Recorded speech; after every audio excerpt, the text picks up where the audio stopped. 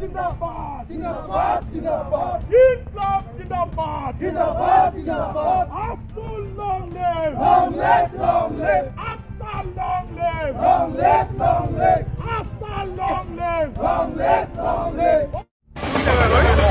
আমি বর্তমান উপস্থিত আছো আমার উদমাইস্থিত যোনটো তিনিআলি উদমাই তিনিআলিত আমি উপস্থিত আছো আজি দেখিবলৈ পোৱা ৰাইজৰ বহুদিনীয়া এটা দাবী আছিল ইয়াৰ যোনটো আমাৰ সেউজ পাহাৰ এই সেউজ পাহাৰ কাটি পেলাই ধ্বংস কৰি বহিৰাগত বণিক গোষ্ঠীয়ে তেওঁ যে অবৈধভাৱে যি খনন কাৰ্য চলাই আছিল বৈধ হওক অবৈধ সেই ক'বলৈ নাযাওঁ মাননীয় মুখ্যমন্ত্ৰীগৰাকীয়ে বৰ কথা কয় গছপুলি লগোৱাৰ কথা কয় কিন্তু আপুনি এই ইয়াৰ নীতিটোত দেখিবলৈ পাব গছপুলি লগোৱাৰ পৰিৱৰ্তে তেওঁলোকে খালি পাহাৰ খননৰ প্ৰক্ৰিয়াটোৰ লগে লগে তাত থকা জীৱকুলৰ প্ৰতি আহি থকা অসংখ্য প্ৰতিবাদত আজি ছাত্ৰ সন্থাই ৰাজপথলৈ ওলাই আহিছো তেওঁলোকৰ যেতিয়া 3খনকৈ গাড়ী ছাত্ৰ সন্থাই আমি ধৰিছিলো ছাত্ৰ সন্থাই গাড়ীসমূহ ৰখোৱাৰ পিছত তেওঁলোকে দেখিবলৈ পোৱা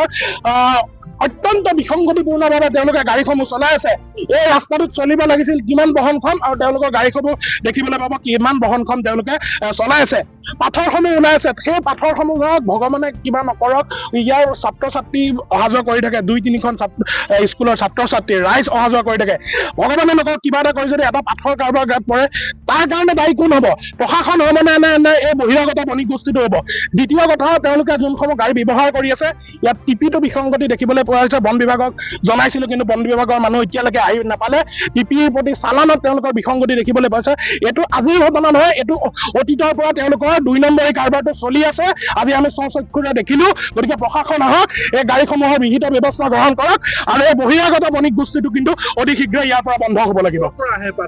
এই পাথৰসমূহ আপোনালোকে এই আমাৰ নাতিদৰ যোনকেইটা পাহাৰ আছে সেই পাহাৰসমূহ আপোনালোকে ছাইডটো এনেকুৱাকে তেওঁলোকে কৰি লৈছে ছাইডটো আপোনালোকে ধুনীয়াকে পাহাৰ হৈ আছে কিন্তু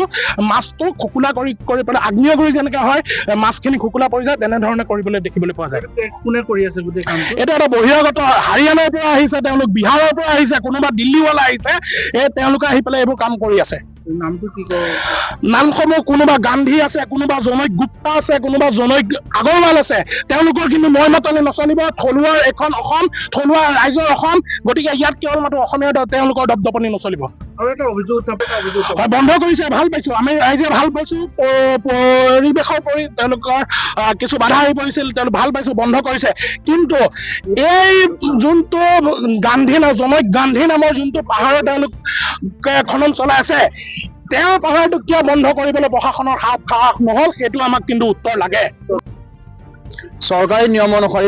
আমি কোৱা কথা নহয় চৰকাৰী নিয়ম অনুসৰি কোনো কৃষি ভূমিত মানুহে কেঁচা বহাব নোৱাৰে প্ৰথম কথা দ্বিতীয় কথা ওচৰত কোনো স্কুল কলেজ থাকিব নোৱাৰিব নাতিদুৱাতে আপোনালোকে দেখিছে উদমাৰী হাই স্কুল আছে 3 নম্বৰতে আপোনাৰ পাহাৰৰ পৰা 5 কিলোমিটাৰ আঁতৰ হ'ব লাগিব ষ্টন ক্ৰাচাৰবোৰ অল অভাৰ ইণ্ডিয়াত যিমান আছে অকল আমাৰ ইয়াত বা অসমতে নহয় ষ্টন ক্ৰাচাৰবোৰ 4-5 কিলোমিটাৰ আঁতৰ হ'ব লাগিব আৰু 4 নম্বৰতে হৈছে আপোনাৰ সেইটো জনবহুল এৰিয়াত হ'ব নালাগিব ওচৰত আমাৰ কিমান জনবসতি আছে সেইটো সকলোৱে জ্ঞাত